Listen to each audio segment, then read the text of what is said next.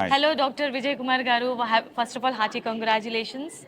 Yeah. Thank you so much. Thank you so much. Right. Okay, so how do you feel about winning this award? No, this is something special recognition. So మనం చేసిన social మీడియాలో అంత impact create చేసాం. Close to around 1 million పీపుల్కి నేను serve చేయడం జరిగింది during covid second వేవ్లో. So that was in 2021.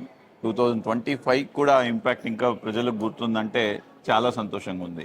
Okay, so ఈరోజు ఇలా ఈ సెలబ్రేషన్ని మిమ్మల్ని రికగ్నిషన్తో ఇలా అవార్డు ఇవ్వడం అనేది మీకు ఎలా అనిపిస్తుంది?